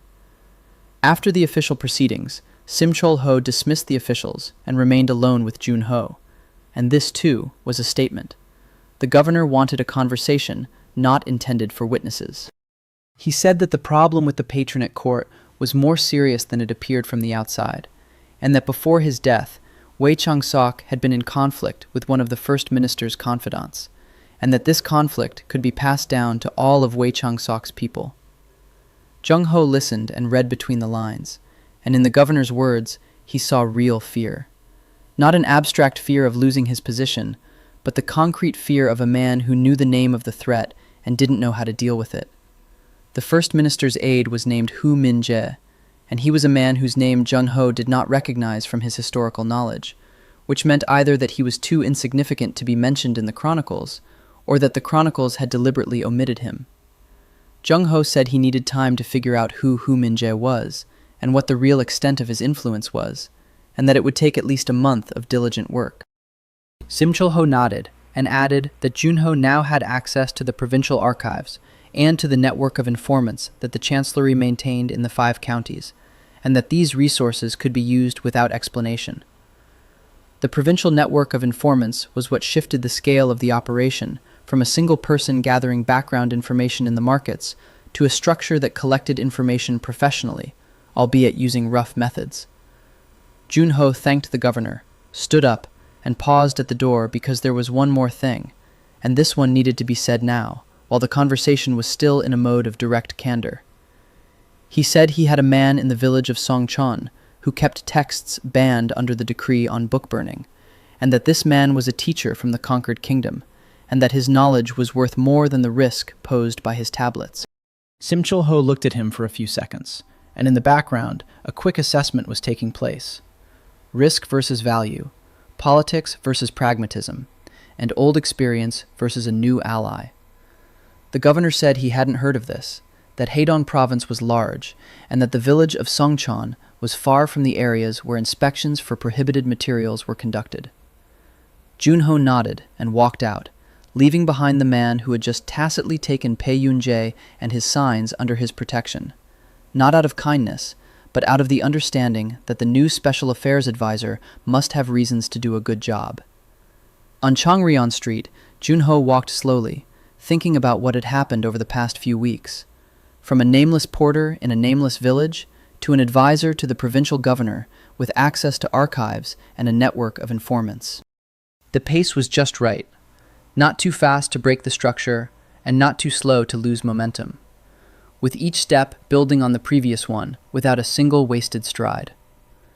Ahead was Hu Minji, and behind him was the Prime Minister, and behind the Prime Minister was the court, and behind the court was the man who called himself the first emperor, and who had no idea that somewhere in Heidong province, an advisor with no name in the records had just appeared. Junho smiled quietly and headed to the inn, where work awaited him, work that now had a different name, but was essentially the same thing he'd been doing since day one, reading people more accurately than they could read themselves. The provincial archive was located in a separate building behind the office, and its keeper was a man named So Gi-jun, small and gaunt as an old branch, with a memory that functioned like a separate living organism inside his unremarkable body. Junho arrived there the next morning with a document signed by Chen Namgun, and So Gi-jun read the document twice and looked at Junho with the expression of a man who had been given the key to someone else's house and wasn't sure it was a good idea. The archive was organized neither chronologically nor thematically, but according to a principle that So Gi-jun had developed over 23 years of work, and that existed only in his head, which made the custodian irreplaceable, and, at the same time, the only real key to the contents. Junho realized this within the first 10 minutes, and changed his approach. Instead of searching on his own, he began asking So Gi-jun questions, listening to the custodian's answers, and reading his body language as he spoke. So Gi-jun loved the archive with the intensity with which lonely people love the one thing that has never disappointed them, and this fact made him an ideal source when approached correctly. Junho asked for the provincial reports from the past 2 years, and So Gi-jun brought a stack of files with the precision of someone who knew exactly where everything was without a single search, which was impressive in itself. In the reports for the past 8 months, Junho found 3 mentions of the name Hu Min-je, all 3 indirect, through references to decisions that had come from the capital and that affected trade routes through Heidong province. The first decision rerouted part of the grain flow from the western route to the northern one, which increased transportation costs by 17% and created a monopoly for one specific wagon supplier. The second decree exempted 3 warehouses in Tongjin County from taxation. They belonged to a trading house whose name Junho had noted down for further investigation. The third decision concerned the appointment of a new garrison commander in the southern county, and was issued as a military order, but passed through the trade registry, which was a procedural anomaly that no one in the archives had noticed. Junho took note of all 3 and pieced together the first outline of the portrait. Hu Min-jae worked through economic levers and procedural anomalies, and he did so carefully enough not to leave direct traces, but not carefully enough to leave no traces at all. So Gi-jun sat nearby and watched as Junho read the labels, and in the background was a curiosity that the archivist had long been accustomed to suppressing, because archivists were not supposed to show interest in the contents. Junho asked if So Gi-jun had ever seen such procedural anomalies before. A military appointment recorded in the commercial registry. And after a pause, the archivist replied that he had seen it twice in 23 years, and both times it had preceded a change in provincial leadership. This was information that wasn't in the records, and that couldn't be obtained anywhere except from a person who read the archive as text, rather than as a repository of documents. Junho looked at So Gi-jun differently, not as a tool for accessing the archive, but as an independent source of value, who had been accumulating observations for 23 years without anyone who wanted to hear them. He spent the entire day in the archives, and by evening he had 3 things: a map of Hu Min-jae's economic influence in Haedong province, an understanding of his modus operandi, and a tacit alliance with So Gi-jun, who by the end of the day was answering questions not because he was obligated to, but because for the first time in a long while he was talking to someone who understood what he was asking about. The next day, Junho requested access to the informant network through Che-nam-gun and received a list of 12 names across 5 counties, along with brief profiles written with that bureaucratic precision that said everything about form and nothing about substance. He chose 3, not the most active, nor the closest to power, but those whose profiles contained one common detail that the compilers did not consider important, but which was crucial to Junho. All 3 were people who had lost something in the transition from the Old Kingdoms to the Qin Empire, land, or a position, or status, and continued to work as informants not out of loyalty to the system, but out of practical necessity.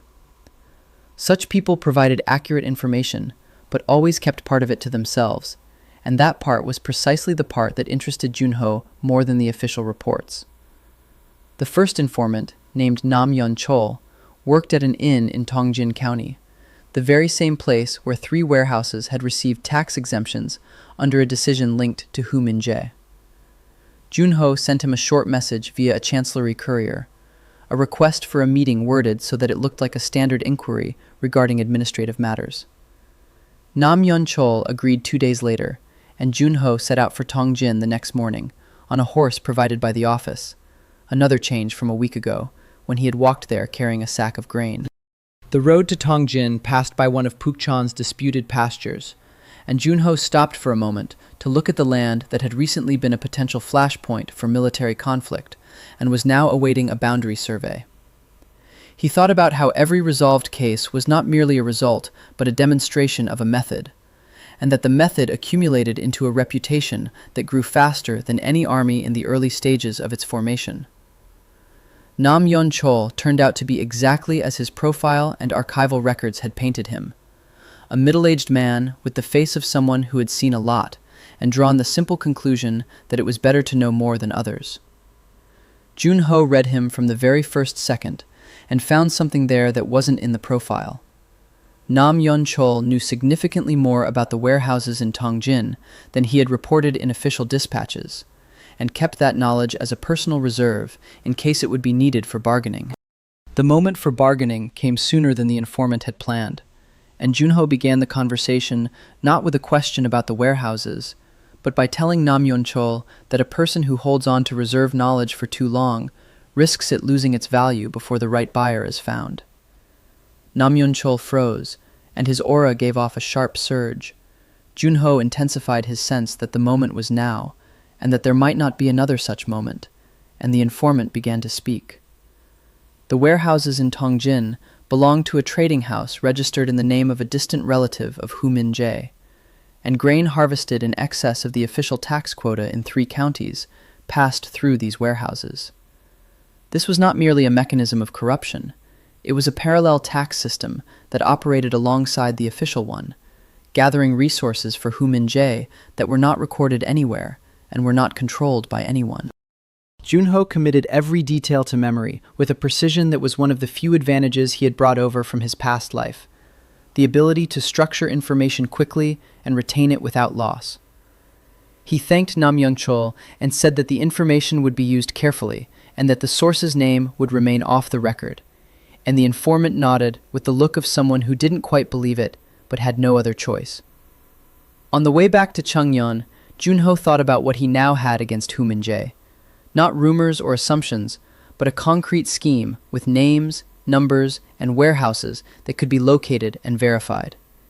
It was a weapon, and like any weapon, it was only valuable if used correctly at the right moment. That moment had not yet arrived, but the contours of when it would arrive were becoming clearer with each passing day.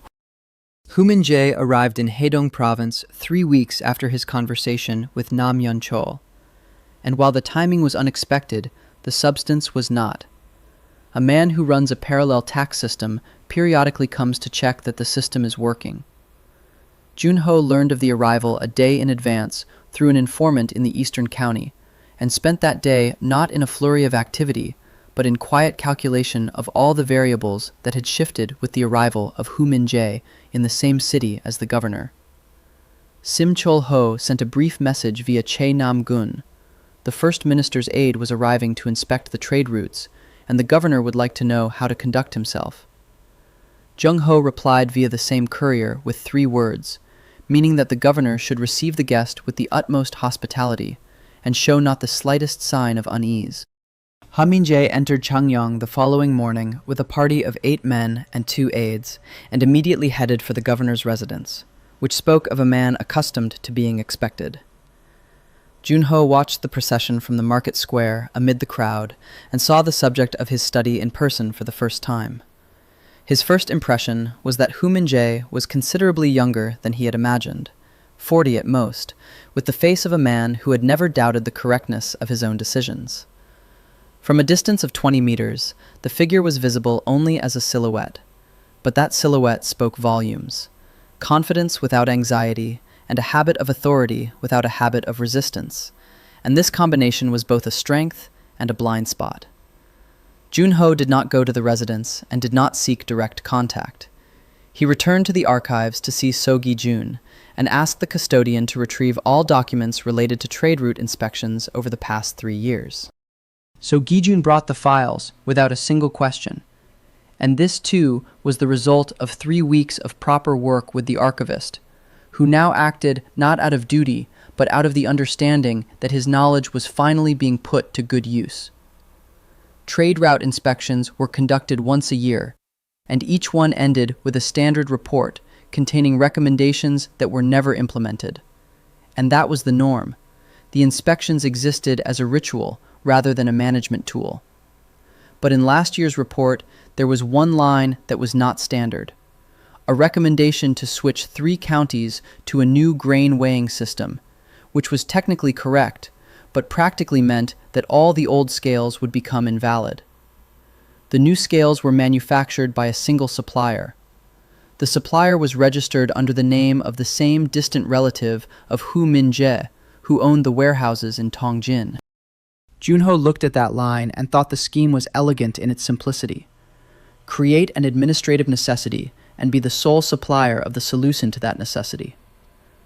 By the evening of the first day, Hu Minjae had held a meeting with Sim Chol-ho, which, according to Choi Nam-gun, went politely and without any tense moments, and the guest was pleased with the reception.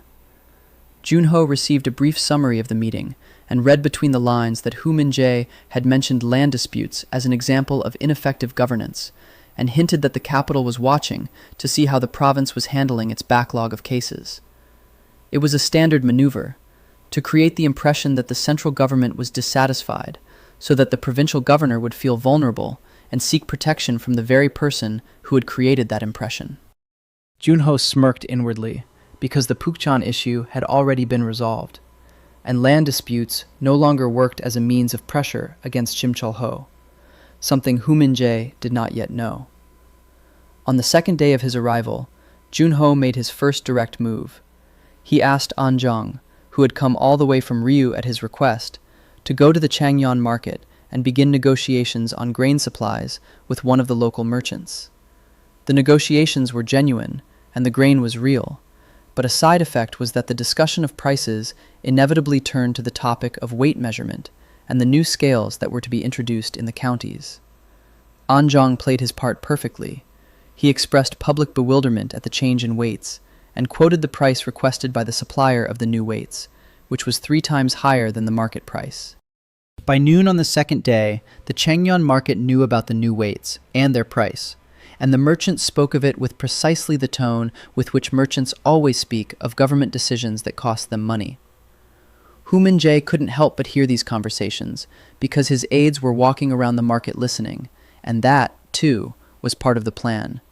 It was necessary for the first minister's confidant to know that his scheme was being observed. On the third day, Junho sent a sealed scroll through Cheonam-gun to the governor, containing a full description of the warehouse scheme in Tongjin, the parallel tax system, and the connection between the scale supplier and Hu Minjae. Attached to the scroll was a single suggestion, that these materials could be sent to the capital through a channel independent of the first minister, and that the decision to send them rested with the governor. According to Cheonam-gun, Simchol-ho read the scroll and remained silent for about half an hour, then summoned Hu Minjae for a private conversation that lasted 40 minutes, after which the guest looked different than before. Junho did not know exactly what was said during that conversation, but he knew what had happened because the results appeared quickly.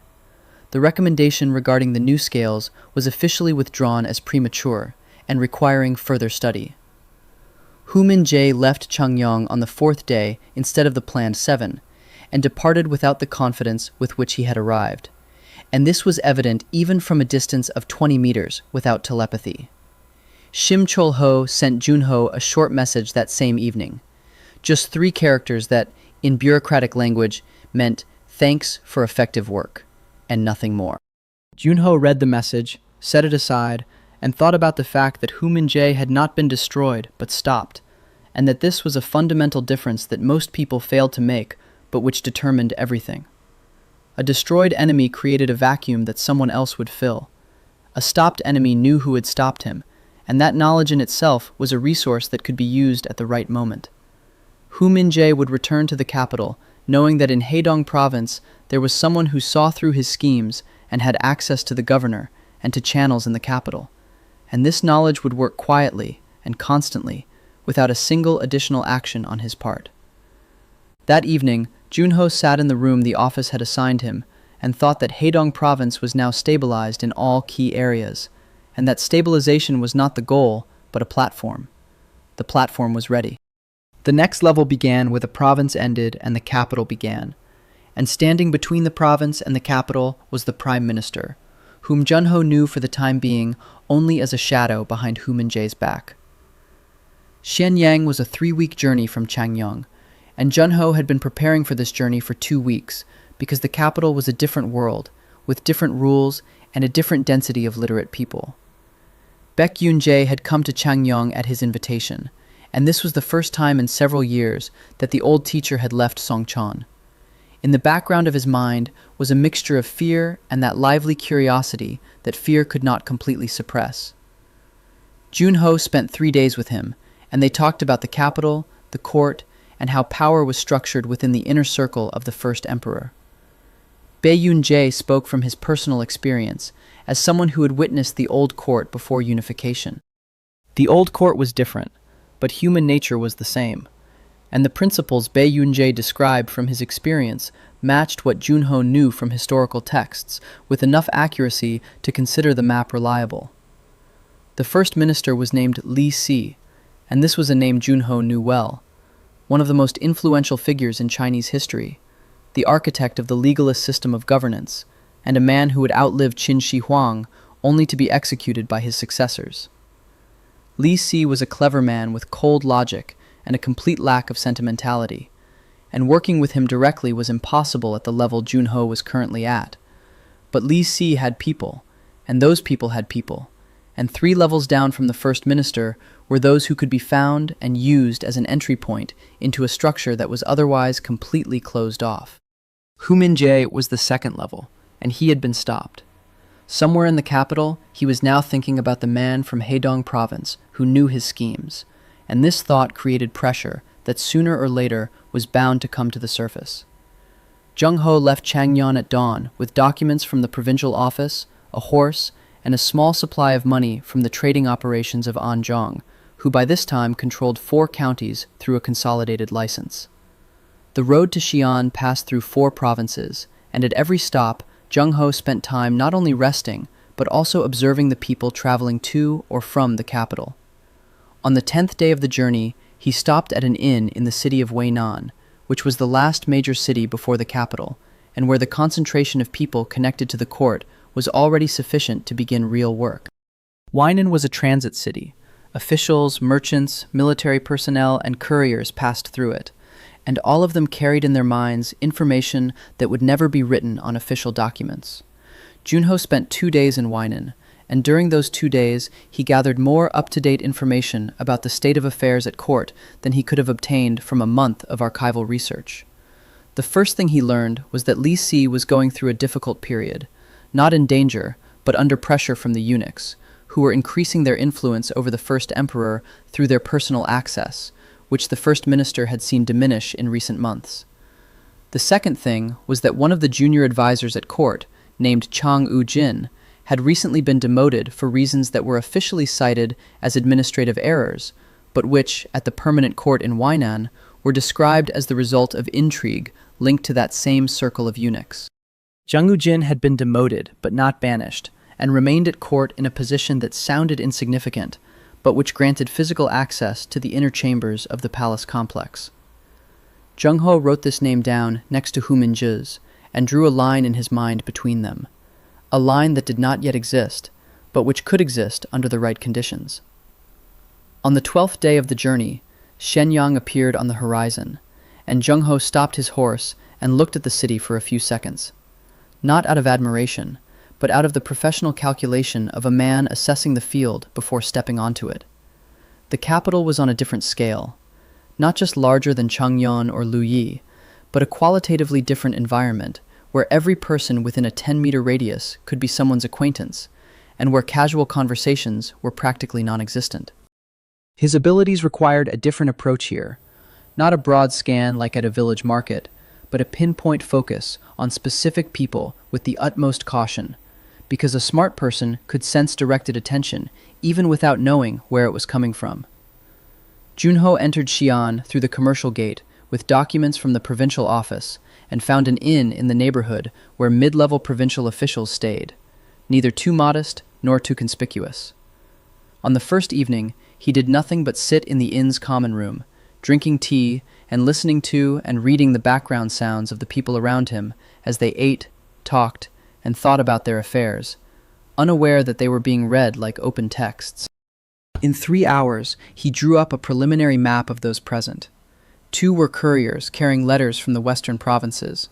1 was a small-time merchant who had been denied an audience with some official. And 4 were people of unclear status who could have been anyone.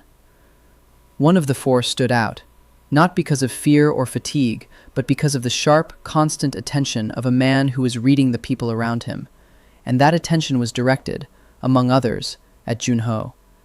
Junho sensed this and didn't change a single outward gesture. He continued drinking tea and staring at the table, thinking that life in the capital had begun exactly as he'd expected. Here were people who knew how to observe without telepathy, simply through experience and professional skill, and they were the first real challenge after months of working among people who lacked such skills. Junho went up to his room, lay down, stared at the ceiling, and thought about Chang U-jin, Hu Minjie, Li Si, and the first emperor, who sat somewhere deep within this city, behind walls that Junho could not yet pass. But not yet did not mean never, and never was not a category he recognized in this story. The man who read people in the inn's common hall arrived for breakfast before everyone else and took the same corner as yesterday. It was a professional habit. The same corner afforded the same control over the entrance. Junho sat on the opposite side of the room, ordered his meal, and began to eat, not looking at the man in the corner because looking would be a mistake that a professional would notice immediately.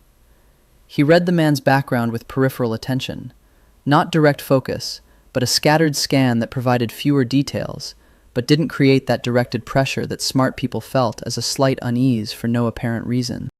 The man in the corner was about 40 years old, with hands not those of a merchant or a peasant, but of someone accustomed to holding something light and precise, and in his background, beneath his working attention, lay the weary patience of a man who had been waiting a long time for a specific result. He was waiting for someone or something at this inn, and he had been waiting for more than a day. The object of his anticipation was connected to provincial officials, because his attention intensified slightly every time someone entered the hall with provincial documents. Junho finished eating, stood up, and went outside, spending the morning in the mid-level officials' quarter, where the offices that received provincial reports were located, and where one could obtain information about audience procedures. Chung Woo-jin worked in one of these offices. His title was Assistant Secretary for Ceremonial Affairs, which was exactly the kind of position given to people when they wanted to keep them at court but remove them from any real influence. Junho didn't go straight to the office. He found a tea house across the street which, judging by its location and the type of people coming and going, was where the officials in this district took their breaks. He spent 2 hours in the tea house, and during that time he observed 8 people, 2 of whom were Chung Woo-jin's people, not his personal staff, but people from his circle who were discussing his situation with the kind of freedom with which people speak about someone when they are certain he cannot hear them. From this conversation, Junho learned that Chung Woo-jin's demotion was linked not simply to the eunuchs, but to a specific man named Choga-san, who was a senior eunuch with direct access to the first emperor, and who was methodically removing all people associated with Li Si from the inner circle. Chung Woo-jin was one of those people, and he knew that his position was temporary, and that the next step after demotion could be much worse, and this knowledge kept him in a state that Junho could exploit. In the afternoon, he returned to the inn, and the man in the corner was there again. This time, Junho sat closer, not right next to him, but close enough to read his background in sharp focus. In direct focus, the picture became clearer.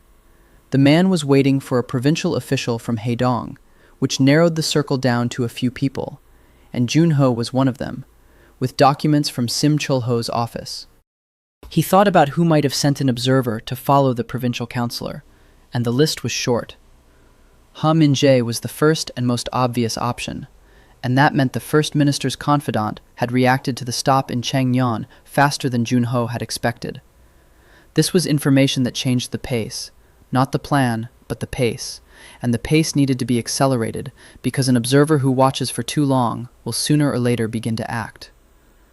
Junho went up to his room and wrote a short letter addressed to Chung Woo-jin, the Assistant Secretary for Ceremonial Affairs, and the letter contained only one thing: that a man from Haedong Province had information about Choga-san that concerned Chung Woo-jin personally, and that was worth hearing before others heard it. It was direct and risky, and that was precisely why it was the right thing to do. A man in Chung Woo-jin's position received many cautious hints and few direct proposals, and a direct proposal stood out. The letter was sent via an inn messenger, and Junho went back down to the common room, ordered some wine, sat and waited, scanned the room, and thought about how the observer in the corner was a problem that needed to be dealt with simultaneously.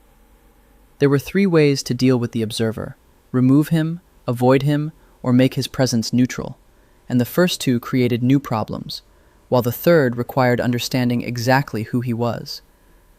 Junho gave the observer a glass of wine through the establishment's owner, saying that it was a treat from a guest from a distant province who was happy to be in the city, and this was a simple and open signal: I see you, and I'm not hiding. The observer accepted the wine, and his aura gave off a sharp surge. Not fear, not aggression, but a professional assessment of the situation by a man who had just been pulled out of stealth mode. He came to Junho's table a few minutes later, sat down, and introduced himself as Qin Empire, a trade agent from the eastern provinces, while Junho introduced himself by name, without mentioning his position or province. They talked about the road and the weather and grain prices, and both knew that the conversation was not about that, and both were sizing each other up through words that had nothing to do with the essence of the matter. Junho studied his aura intently, and, behind the professional facade, found something unexpected. Qin Empire was not a man of Hu Minjie, nor was he a man of the first minister, but rather a man who worked for a structure far less obvious. His aura conveyed loyalty to a specific person, and this person was a military man of high rank. His name surfaced in the aura as an image rather than a word. An elderly military commander with a ceremonial sword.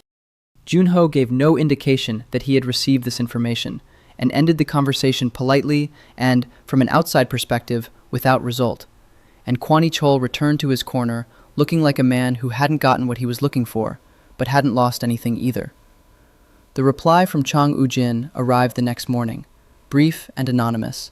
A meeting was scheduled for the third day at a tea house by the eastern gate of the palace quarter, at a time when there were the fewest people there. Junho read the reply and thought of the military commander with the ceremonial sword, and of Chang Ujin, and of Hu Minjie, and of Choga-san, and of Li Si, and of the first emperor, and of how the capital was not a single game, but 10 games taking place simultaneously on the same field. He was ready to play 10 games at once because he had something no other player on that field had, the knowledge of how each one would end. The tea house at the eastern gate of the palace quarter was small and dark and smelled of old wood and roasted grain, and it held just enough people that only those sitting at the same table could hear the conversation.